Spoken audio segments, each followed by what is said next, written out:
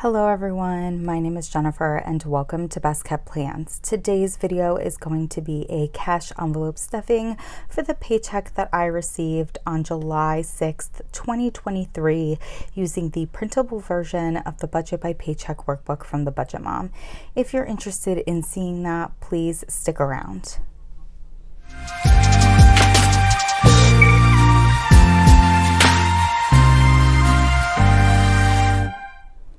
I am super excited for this cash envelope stuffing. If you watched my most recent budget with me, then you'll know that I am starting to save for my 2024 sinking funds with this paycheck.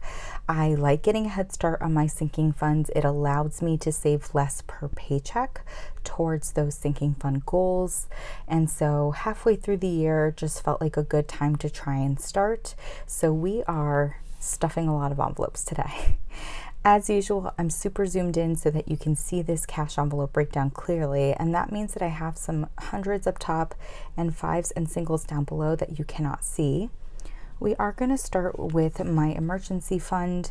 I do have an established emergency fund. I keep it in a checking account, but I like to continue to contribute to it without actually budgeting for it. And the way that I've been doing that is that at the end of every pay period, if I have any cash left over in my variable expense cash envelopes, I take that out and I put it in this emergency fund envelope.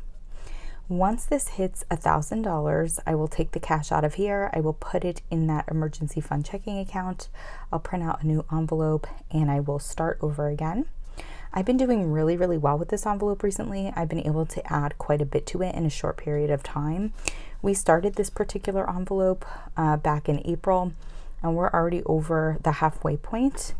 With this last pay period, I was able to deposit $143 into this envelope, so we should have $511 in my emergency fund envelope right now. So I want to count this out. 1, 2, 253, 354, 420, 40, 60, 80, 90, 91, 2, 3, 4, 5, 6, 7, 8, 9, 500. 501, 2, 3, 4, 5, 6, 7, 8, 9, 10, 511. Very cool that we've been able to make such progress in a short amount of time. Now next we're going to be stuffing my variable expense cash envelopes, but I actually don't know where I put them. I have my envelopes that I printed out and have been using since last pay period, and I don't know where I put them. I know I pulled them out of my wallet and I put them somewhere and I couldn't find them. I don't want to print new ones out, so I am going to pull that money and we're just going to set it aside. I'm going to have to look for my envelopes after I film this. So the first is my eating out envelope. That's getting $100, and we're going to do that in a single $100 bill. I want to look for the yuckiest 100 I have, but these are all pretty darn good. So we'll put this 100 aside. Oh no, wait, there's 2 in here. Whoops. I'll put this 100 aside for my eating out envelope. Next, for variable expenses, we're doing gas, and we're doing that in $75, and that's going to be in a 50, a 20, and a 5. So 50, a 20, and a 5. Let's count this up. Make sure this is $75. 50, 70, 75. We will be pulling that 5 a little bit later. Then lastly, we have miscellaneous. That's going to be getting $175, and I'm going to be pulling that in a 100, a 50, a 20, and 5 singles. So 100, 50, 20, and I think I only have 5 singles. 1, 2, 3, 4, 5. That's correct. So let's count this up. Make sure it's 175. 1, 150, 170, 171, 2, 3, 4, 175. And again, we'll be coming back to this for some savings challenges. Now for the sinking funds. I am so excited. I made brand new sinking funds for 2024. I really wanted to go with some beautiful colors and a bit of a watercolor theme here. So I made all of these envelopes and printed them out for myself. I think I'm going to try to bring them to my Etsy shop but we will see when I have time to do that. First, we have Black Friday. The goal for this is going to be $500. We're going to be saving $15 per pay period in a 10 and a 5. So we have $15 right here. I did update all these envelopes with the deposit amount on the back. Next, we have Christmas. The goal for Christmas is $800. We're going to be saving $25 a pay period in a 20 and a 5. So we have $25 right here. And again, the back is updated. Next, we are going to be saving subscriptions. So my goal for subscriptions for the year is $460. This is going to be for my Amazon Prime, which I pay annually, Disney Plus, which I pay annually, and also I do subscribe to the TCMC subscription box, and that pulls out 4 times a year.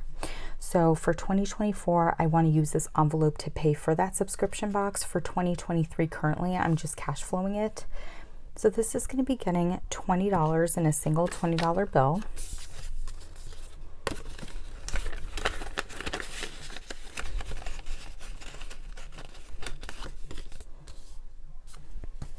Next, we have medical. This is for copays, prescriptions, anything that might be included in my medical care.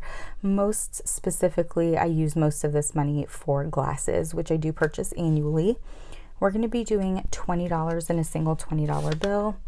My goal for the medical envelope is $500. I've been doing that the last couple of years, and it's been working pretty well for me. Next, we have car insurance and taxes. Now, I haven't talked about this yet, but towards the end of the month of July, I'm going to be paying for my car insurance for the year. Mid-2022 to mid-2023 to mid-2024. And then in July, I also pay my car taxes because I live in a state that has car taxes. Unfortunately, car taxes in my state have gone up a ton this year because car values have gone up. I also bought a new car in 2022, and so this is the first year that I'm paying for car taxes for that new car.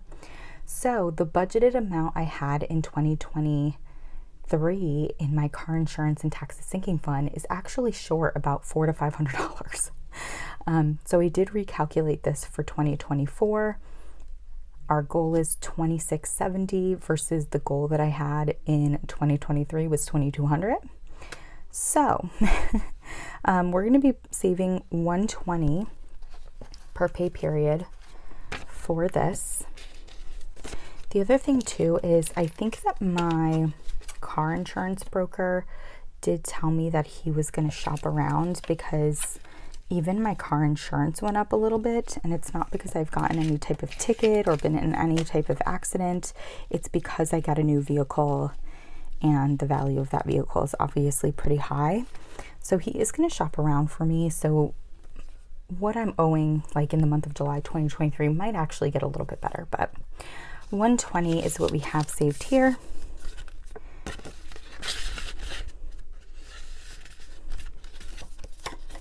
I love this envelope, by the way. The mixture of the pink and yellow is so pretty to me. Next, we have holidays. The goal for this envelope is $300. This is for Halloween candy, holiday specific deco. I do pull my Mother's Day and Father's Day gifts out of here. And I'm going to be saving $15 per pay period in a $10 bill and a $5 bill. So we have $15 here.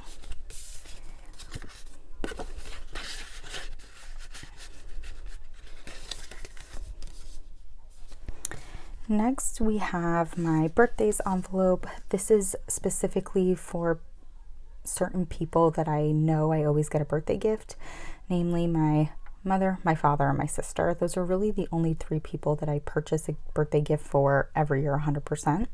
So I have a goal of $400. I'm saving $20 per pay period.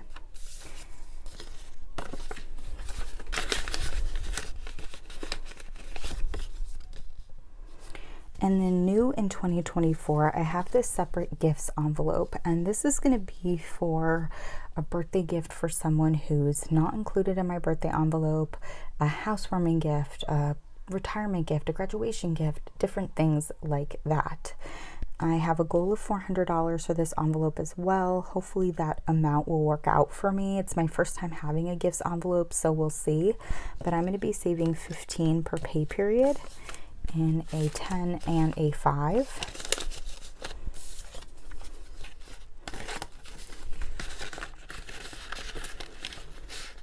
I decided to add this envelope because I noticed a couple times so far this year already, there were gifts that I needed to purchase that I really wished I had an envelope to pull from.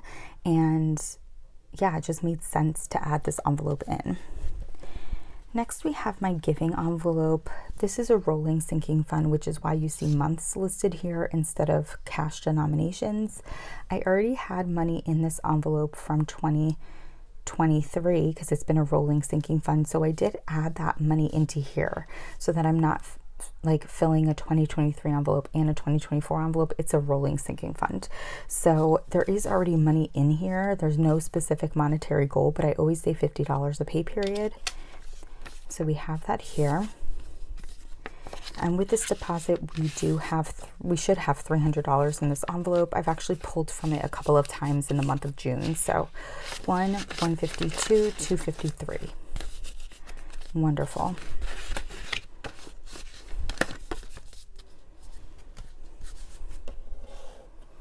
I'm just going to try to, yeah, I can get all my bills in. Perfect. Okay, next we have my RN and APRN licenses. So I do have to renew my RN and APRN licenses every year in my birthday month, which is March. I like to save for this in advance. I'm going to save for this over the next 6 months to be done with it by January, just to have that money saved already, which means we're going to contribute $25 a pay period for it. So we have our $25 here. I don't get reimbursed from my employer for these licenses, which is especially why I like to budget for them. Next, we have another new envelope. This is a household envelope. This is going to be a rolling sinking fund for me, which is why we see months here instead of denominations. I am really hoping to buy a house as soon as possible. I've been actively looking for a long time. I just haven't found anything. There's not a great market out there. Prices are insane. Interest rates are not low. So it's been incredibly difficult. I have spent plenty of time searching. I've spent many a time crying over my frustration and defeated feelings of, is this ever going to happen? But I do feel like I want to get a head start on certain aspects of what I can expect when I become a homeowner. And one of those is the need for household things. I do buy some household things now. I just include it in my grocery budget. So I need toilet paper, I need paper towels, I use my grocery budget for that. I need hand soap for the bathroom, I use my grocery budget for that. But I want to separate that stuff out, and so I am creating this separate household sinking fund. I do tend to buy household items kind of like in bulk all at once, so I feel like a sinking fund will work for that. And we're going to be contributing $20 per pay period towards it, and we're doing that in a single $20 bill. Next, we have another new envelope and another sinking fund envelope, and that is home maintenance. You could also probably think of this as like a home emergency fund in a sense. I kind of feel like it's going to function as both things. You know, something pops up that needs to get fixed. I have to pay somebody to fix it. That's where this envelope is going to come in handy. I'm hoping to buy a house that I don't think needs a lot of work right in the beginning because I'm only one person. And anything I need to do to a home, I would have to pay somebody to do. So I think it's important that I have a home maintenance sinking fund because you just never know. And we're going to be putting $100 into it in a single $100 bill, which we have here. Whoa.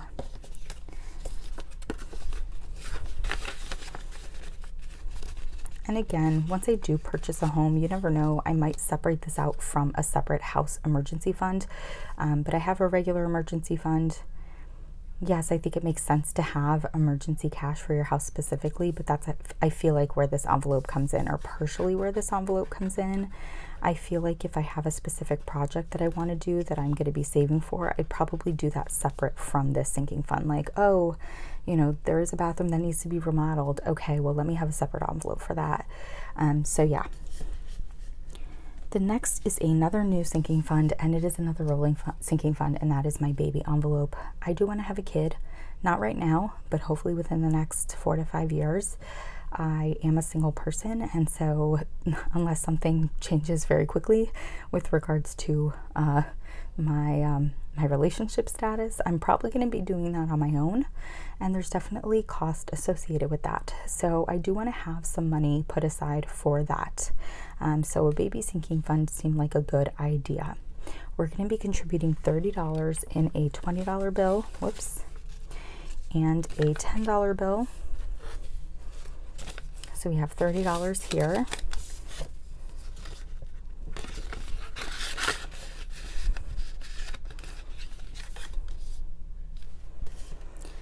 Next, we have my travel sinking fund. This is a rolling sinking fund as well. I've been contributing to my travel sinking fund for a while. I did put the cash in here that I've had in my travel sinking fund. Just like with giving, I don't want to have like two separate envelopes.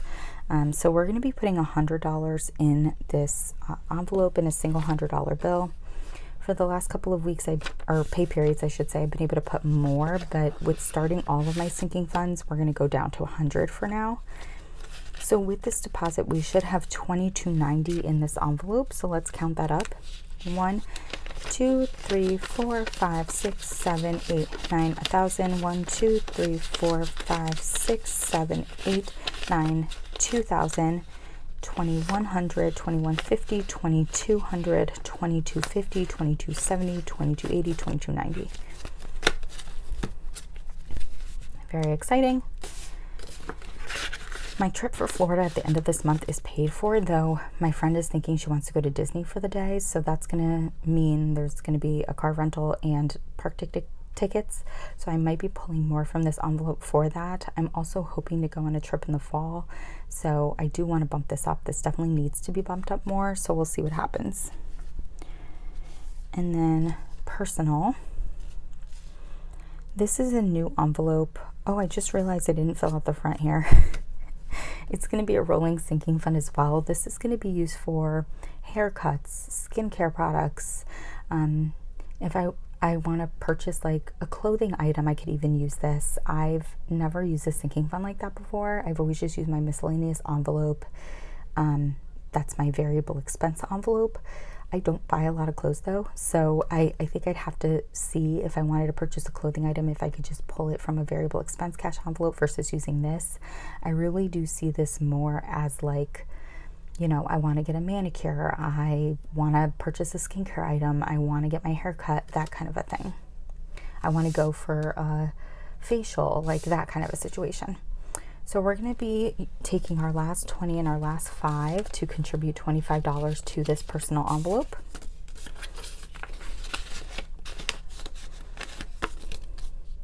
And that is it for my sinking funds, which is very, very exciting. The last thing we're going to do is save for a couple of savings challenges. So we're going to go into the monthly spread. I'm going to pull out my savings challenge envelopes here. Now, my July 2023 savings challenge, I'm not contributing to this till the end of the month, so I'm going to put that one aside. We do have a $5 bill from my gas envelope, so I'm pulling the 5 from that and putting that in my $5 challenge envelope. There's already some 5s for July in here. And then we do have to save for my 52-week challenge. I did not remember to update this envelope, unfortunately, but for this pay period, we're going to be saving $26 and $25, so that's $51. And we're going to be doing that from my miscellaneous envelope cash, so I have that here. So we're going to do 50 and we're going to do a 1. And then if I actually go to the 52-week challenge tracker that I have, it'll tell me what the total is supposed to be. So I'm doing the 52-week challenge. I have my tracker here. I'm doing it in reverse. So we're marking off 26 and 25, and I do 2 in a row because, or 2 at a time, because I get paid bi-weekly, and I'd rather just pull both weeks right in the beginning. So with this deposit, we should have 1078 in this envelope. So let's add in that single and that 50. 1078 is what we're looking for. 1, 2, 3, 4, 5, 6, 657, 758, 859, 950, 970, 990, 1000, 10, 20, 30, 35, 40, 45, 50, 55, 60, 65, 66, 67, 68, 69, 70, 71, 2, 3, 4, 5, 6, 7, 1078. So we do have the correct amount in here. I just have to update the envelope. And that is going to be it for this cash envelope stuffing. A slightly chaotic video due to missing envelopes and non-updated trackers, but I hope that you all enjoyed this video. If you have any questions or comments about the way that I budget, please don't hesitate to put them down below. And as always, everyone, please be safe. Bye-bye.